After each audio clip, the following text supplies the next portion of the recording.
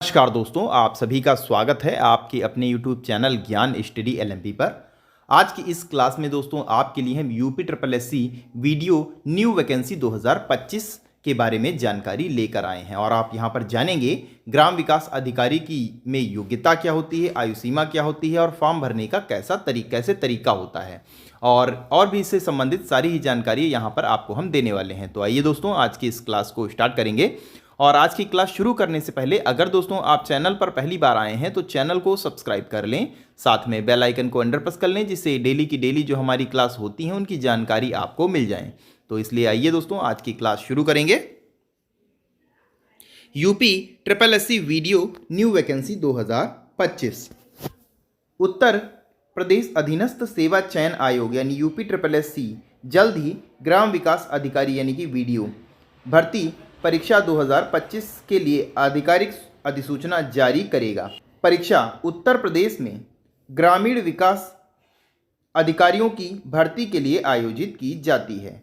इच्छुक उम्मीदवार UP triple SC की आधिकारिक वेबसाइट पर जाकर ऑनलाइन आवेदन कर सकते हैं। इस क्लास में यहाँ पर पूरी जानकारी आपको हम देंगे और इसमें बताएंगे आपको हम इसकी आवेदन प्रक्रिया, पात्रता, मानदंड, पैटर्न, सिलेबस, कट ऑफ, चयन प्रक्रिया, परिणाम और भी तैयारी करने की कुछ टिप्स भी यहाँ पर आपको हम बताएंगे। तो आइए आगे बढ़ेंगे हम क्लास में और यहाँ पर आप देखेंगे UP triple SC video new vacancy 2025 की महत्वपूर्ण तिथियाँ क्या रहने वाली हैं। तो यहाँ से आप देखेंगे नोटिफिकेशन जारी होने की तिथि बात कर लें तो ये मार्च 2025 में जारी होंगी और ऑनलाइन आवेदन अप्रैल 2025 से स्टार्ट हो जाएंगे। आवेदन करने की अंतिम तिथि की बात कर लें तो ये भी अप्रैल 2025 तक ही रहेगी और एडमिट कार्ड जारी होने की तिथि ये जुलाई में इसका एग्ज़ाम कराया जाएगा और उसी के एक हफ्ता पहले इसका एडमिट कार्ड जारी किया जाएगा। परीक्षा तिथि की बात कर लें तो 2025 में ही इसका एग्ज़ाम करा लिया जाएगा और 2025 में ही उम्मीद है इसका परिणाम घोषित भी कर दिया जाएगा। आगे दोस्तों बात कर लेते हैं। नोट में पहले आप देखेंगे आधिकारिक तारीखें यूपी ट्रिपल एससी की वेबसाइट पर अधिसूचना जारी होने के बाद ही निश्चित होंगी। ये एक जो सुनने में अंदर से आ रहा है उसके आधार पर यहाँ पर हम आपको संभावित तिथियाँ हमने आपको बताई हैं। आगे यहाँ पर आप देखेंगे यूपी ट्रिपल एससी वीडियो भर्ती 2025 पात्रता और इसके मानदंड। तो यहाँ पर आप देखेंगे सबसे पहले हम शैक्षिक योग्यता की बात कर लेते हैं। तो यहाँ पर आप देखेंगे उम्मीदवार को उत्तर प्रदेश माध्यमिक शिक्षा परिषद यूपी बोर्ड से इंटरमीडिएट 12वीं की परीक्षा होनी चाहिए या इसके समकक्ष होनी चाहिए। यूपी ट्रिपल एससी पेट परीक्षा उत्तीर्ण होनी चाहिए। अब ये देखने वाली यहाँ पर बात रहेगी कि क्या 2023 के आधार पर किया जाएगा, क्योंकि 2024 में तो इस पेट फॉर्म आए ही नहीं और 2025 में क्या पेट निकाले जाएंगे और उसके बाद इसका नोटिफिकेशन जारी किया जाएगा, ये यहाँ पर देखने वाली बात है। इसके अलावा कंप्यूटर डिप्लोमा होना चाहिए जिसमें कम से कम आपके पास ट्रिपल सी का होना चाहिए, जो कि नीलेट का ट्रिपल सी होना चाहिए आपके पास। उसके आगे दोस्तों आयु सीमा की अब हम यहाँ पर बात करेंगे तो यहाँ पर आप आयु सीमा में देख सकेंगे इसमें न्यूनतम आयु सभी वर्गों की 18 वर्ष है, जबकि अधिकतम आयु सामान्य की 40 वर्ष, ओबीसी की 43 वर्ष और एससी एसटी की 45 वर्ष है, क्योंकि इस समय इसमें आयु सीमा में जो सरकारी नियमानुसार होता है उस हिसाब से यहाँ पर छूट दी जाती है, इसलिए ऐसा यहाँ पर आपको दिखाया गया है। आगे हम बात कर लेंगे ऑनलाइन कैसे करना होगा। अगर इसकी बात कर लें तो सबसे पहले आपको आधिकारिक वेबसाइट पर जाना होगा और वहाँ पर दोस्तों भर्ती के लिंक पर क्लिक करेंगे और वहाँ पर आपको पंजीकरण करना होगा। लॉगिन आईडी वहाँ से आप प्राप्त कर लेंगे। आवेदन फॉर्म में व्यक्तिगत और शैक्षणिक जानकारी आपको भरनी होगी। फोटो, हस्ताक्षर और अन्य जरूरी दस्तावेज जो होंगे वो आपको अपलोड करने होंगे। आवेदन शुल्क का उसके बाद भुगतान करना होगा और आवेदन पत्र को जमा जो फाइनल सबमिट करने के बाद जो आएगा उसका एक प्रिंट आउट आपको निकाल लेना होगा, क्योंकि ये आपके काम आएगा। उसके बाद दोस्तों बात कर लेते हैं आवेदन शुल्क की। तो आवेदन शुल्क आप यहाँ से देख सकते हैं। सामान्य वर्ग के कैंडिडेट के लिए 185 रुपये यहाँ पर इसका शुल्क रखा, पिछली बार भी रखा गया था, इस बार भी उम्मीद है कोई शुल्क यहाँ पर बढ़ोतरी नहीं की जाएगी और इतना ही रहेगा। वहीं एससी एसटी के लिए 95 रुपीज़ पिछली बार भी थे और यहाँ पर भी इतने ही शुल्क अदा किया जाएगा। वहीं दिव्यांग लोगों की बात कर लें तो 25 रुपीज़ पिछली बार भी थे और इस बार भी इतना ही रखा जाएगा। और भुगतान आप निम्नलिखित तरीके से कर सकते हैं जो कि यहाँ पर आपके सामने लिखा हुआ है।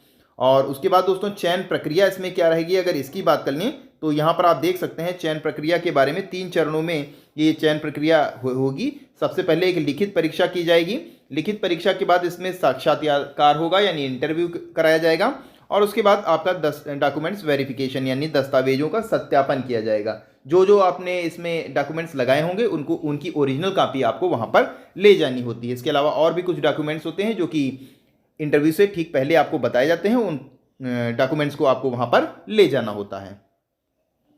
लिखित पैटर्न की बात कर लेते हैं, कैसा होता है इसका लिखित पैटर्न। तो यहाँ पर आप देखेंगे इसमें हिंदी ज्ञान और लेख होता है जिसमें 50 प्रश्नों की संख्या होती है और 100 अंक इसके लिए दिए जाते हैं।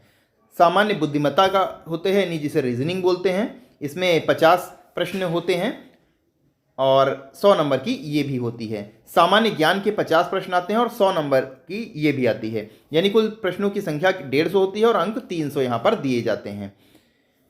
और परीक्षा ऑनलाइन और ऑफलाइन दोनों ही मोड से कराई जा सकती है, ये नोटिफिकेशन जारी होने के बाद पता चलेगा। और प्रत्येक प्रश्न यहाँ पर 2 नंबर का होता है जैसा कि आपने ऊपर देखा, और नेगेटिव मार्किंग यहाँ पर 0.50 की रहती है और इसकी समय सीमा 2 घंटे की रहती है यानी 120 मिनट यहाँ पर आपको परीक्षा के लिए मिलेंगे। उसके बाद दोस्तों इसमें साक्षात्कार होगा यानी इंटरव्यू होता है। इंटरव्यू की अगर हम यहाँ पर बात कर लें तो यहाँ पर आप देखेंगे लिखित परीक्षा में जो सफल उम्मीदवार होते हैं उन्हें इंटरव्यू के लिए बुलाया जाता है, जिसमें उम्मीदवार को व्यक्तिगत और सामान्य ज्ञान और संचार कौशल का मूल्यांकन किया जाता है।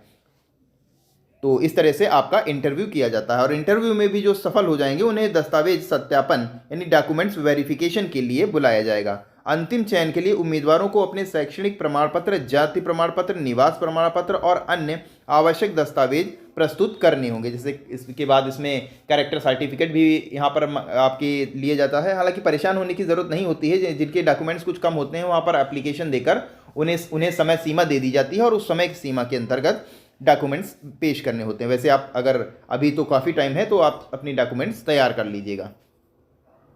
आगे बात कर लेते हैं इसमें वैकेंसी सिलेबस की बात कर लेते हैं। इसमें सिलेबस क्या क्या आता है तो सिलेबस यहाँ पर आप देखेंगे हिंदी जो ज्ञान होगा और लेखन जो होगा उसमें संधि, समास, शब्द विलोम, पर्यायवाची शब्द, मुहावरे तथा लोकोक्तियाँ, अलंकार और गद्यांश पर आधारित यहाँ पर प्रश्न पूछे जाते हैं। वहीं पर सामान्य ज्ञान की बात कर ली जाए तो यहाँ पर आप देखेंगे सामान्य ज्ञान में भारतीय संविधान से प्रश्न आते हैं, इतिहास और भूगोल से प्रश्न आते हैं, राष्ट्रीय और अंतर्राष्ट्रीय सीमाएं और घटनाएं जो होती हैं उससे प्रश्न आते हैं, पुरस्कार और सम्मान से प्रश्न पूछे जाते हैं, खेल और खिलाड़ियों से भी यहाँ पर प्रश्न जुड़े रहते हैं और करंट अफेयर जो कि सबसे इंपॉर्टेंट है और सबसे ज़्यादा क्वेश्चन यहीं से पूछे जाते हैं।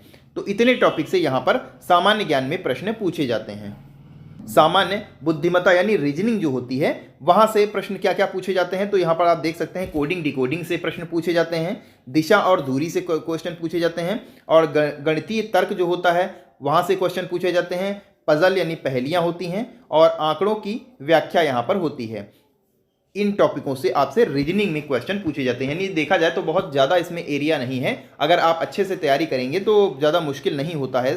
हालांकि इसका जो एग्ज़ाम आता है वो काफ़ी टफ लेवल का आता है। पिछली बार जो इसका एग्ज़ाम हुआ था वो थोड़ा सा टफ आया था। तो अगर आप यूपी वीडियो न्यू वैकेंसी के लिए इंटरेस्टेड हैं तो इस भर्ती का इंतज़ार करें और बहुत ही जल्द आपको इसका ऑफिशियल नोटिफिकेशन देखने को मिल जाएगा।